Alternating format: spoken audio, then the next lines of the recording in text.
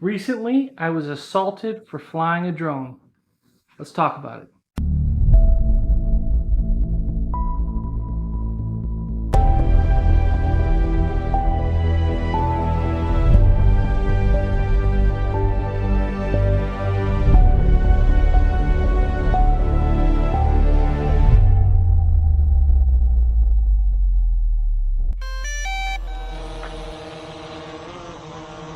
What is up, guys? California Phantom here with a recent story from you coming out of California. In particular, in the Rancho Codova region, I was recently assaulted at this park called Clay Banks near the American River. What makes this situation a little bit interesting is in my commercial career, I'm constantly dealing with Karens, people who believe that I'm encroaching on their personal property, on their homes and whatnot, filming commercial properties. I've dealt with them often, but usually it's always come to words, never to blows. And this is where the circumstances change. Usually I have my body camera. Being in California, you get a lot of crazies around here. I have my body camera. I'm a little bit more geared up. I have my ridiculous construction worker vest with the commercial pilot on the back, or commercial license pilot. And so a lot of times I can de-escalate situations, but this time I was flying my DJI Avata in the open park. I'll put up some images somewhere on this screen here to show you the park was completely empty. This is just an open field that lies next to the American River.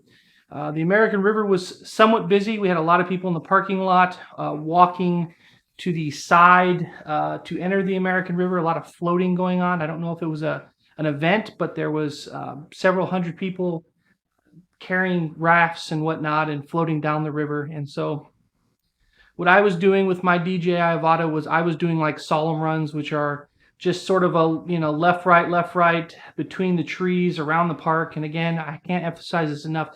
There was nobody at the park. I was there in particular because of the solitude, and I knew I wasn't bothering anybody because I was completely alone.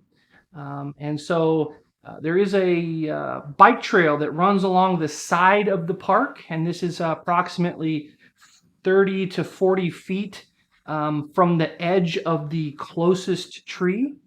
I had already gone through my first battery, and I was on my second battery when this sort of disastrous event took place. As many of you are familiar with FPVing, they're designed to crash, the whole crash, build, fly, repeat sort of montage. This was no different for me. I was flying very, very close, back and forth, doing high-speed runs between these trees, and I clipped a branch and my drone went down. Now, I would estimate anywhere between 8 to 10 seconds had elapsed. It was enough time for me to put my goggles and my gear in the case, pick up my camera bag because I was going to make some online content related to the Avata, and begun walking over to where my drone had been down, which was approximately maybe 30 to 40 yards from where I was seated. All of a sudden I heard this loud expletive from a bicyclist who said, "Whose effing drone is this?" And I was a little thrown off. Being an FPVer, if you guys fly cinematics or you fly FPV, puts me in a very relaxed, meditative state. When I fly, I don't get really keyed up because of all the many thousands of hours I flew. I remember when I used to fly, initially it was always sort of a nerve-wracking experience, but when you guys build up enough experience and enough time behind the sticks, you actually get relaxed. And I was just thoroughly enjoying myself, so it threw me in a really, really weird spot initially. But I knew it was a male Karen, and so I just told him that it was my FPV drone. He immediately went ballistic. Started swearing at me, telling me that this drone doesn't effing belong in this area, it doesn't effing belong over the bike path, etc., etc. Now, mind you, this person had pulled off the bike path into the field under the tree, and he was approximately 6 to 8 feet from the drone itself, screaming at me as I'm walking up. I tried to de-escalate the situation as best as possible. I told him that if you look over to your side, there's a giant open field. That was the space that I was occupying. I was not bothering anyone, and that I'm sorry if you're annoyed by the sounds of it. But this really paints bicyclists in a bad light. I mean, a lot of times people hate bicyclists that are driving cars because they're riding outside the bike lane and many other reasons, and you're giving those bicyclists a bad name, man. Like, just relax. I'm not bothering you. You're not important.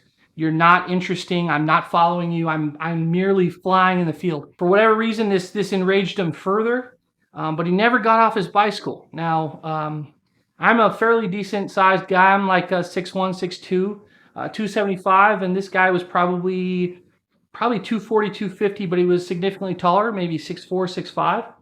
But he never got off his bicycle. So as much as he freaked out and as much smoke as he puffed, he didn't seem threatening at all, like he was actually going to have a confrontation with me besides words. So it was a little strange. So I walked up and I got about maybe, I don't know, 10 yards from my drone before he snatched it up off the ground. He just leaned over, snatched it up off the ground, and chucked it as hard as he could against the tree that was right next to it, that had downed it to begin with. And he completely destroyed it. So obviously this threw me into a bit of a rage because, you know, that's an expensive drone. So I told him, you know, that I was going to call the cops and that he made a terrible mistake. And I don't know what his problem was. At this point, he wasn't really making any sense. I later find out after reviewing the footage and everything that he wasn't even on the footage. Mind you, the time in which my drone went down and he started screaming was 8 to 10 seconds later. So if he's riding a bicycle at like 10 to 15 miles an hour, he would have been hundreds and hundreds and hundreds of yards down the pathway before he even came upon it. So my only assumption is he absolutely hated the noise of it. Maybe he heard it and it triggered him in some weird way, and then he happened upon it on the ground and then went ballistic. I can only assume that was his mental, mental issue related to the drones. But for whatever reason, I'm calling the police. I go to retrieve my drone, and he starts to pedal off. I'm assuming taking the coward's way off. He's done now that he broke my drone. He's going to take off. So I leaned down to reach and grab it because it seemed like he was biking off in the direction. But lo and behold, he comes in and kicks me with his cleat. These are bicycle shoes because he's, got all the gear on, aerodynamic clothing, and he also is wearing the cleats. So he ends up kicking me in the side of the head. And this is where things get interesting. So little did he know that I'm actually big on the Second Amendment and I carry concealed. And so to make a situation worse, and why I didn't really want to trade blows with him, was I was in fact carrying my sidearm with me. And getting kicked in the head is very disorienting. Obviously, it was a big impact. I didn't initially knew what was going on, but I did hear multiple people in the parking lot yelling that I had been assaulted. And I think that presence being there and the fact that he was taking the coward's way off and taking off as fast as he could after he kicked me was the main reason why I didn't draw my firearm or didn't get anything beyond what it did. Reflecting back and thinking about the situation, I just can't imagine being in that guy's shoes and hating something so much that you know so little about, to the point you're willing to fight a stranger, and the likelihood is he would have died. So there was that potential that had he tried to do something or continued to go down the path of this craziness, he was playing with his life. And that's a bizarro thing for me, because again, I've had people approach me and tell me I can't legally fly and all these nonsensical things, but they're never to the point where they're going to go straight to, trying to assault someone. I've never been assaulted before. And there's certainly some regrets to the way that I dealt with this. I shouldn't have communicated at all with them or tried to de-escalate the situation. I should have, had maybe an intermediate weapon like a pepper spray as a deterrent, a visual deterrent or whatever. And I should have not said anything, grabbed my drone or what was left of it and completely took off. But the biggest regret of all, and this is the thing that might upset you guys, the viewers, is I didn't record any of it. So and I don't know if it was because I was struck or because I was in that very calm state that I didn't feel the need to record it, but recording it didn't come to mind. And so when I look back at all the footage, the fact that he wasn't there at all makes this whole entire situation that much more strange. The only word of advice or the sort of message that I can echo from people that may not be watching, or maybe watching my channel but may not be into drones, is it's not all about you.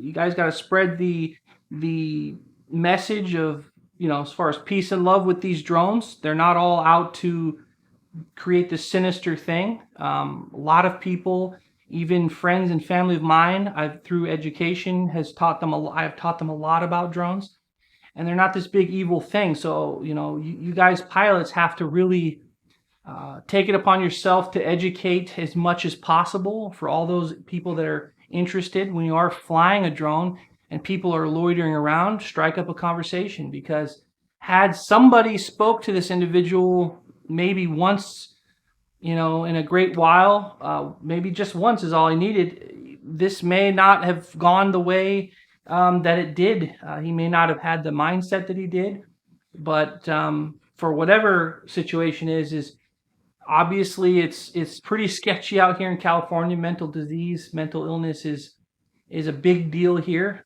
Tensions are very, very high for some reason that I really don't know at this point. But I guess the message of the day is peace and love. When you're flying FPV, it's good to fly in groups, like the skateboarders, things like that. Get yourself a group. I was solely by myself there, so I was a little bit of a disadvantage with all my gear. But try and fly with groups. Be aware. Make sure to record. If somebody's giving you lip or giving you a problem, go straight to recording. If I could have rewound this whole thing in time and change nothing but one thing, it would have been to record the event in its entirety. So that's pretty much it, guys. I hope you enjoyed this video. If you got anything from it or have any other situations yourself, have you been assaulted? Have you been threatened? I'd love to hear your stories down below in the comment section, and we will catch you on the next adventure.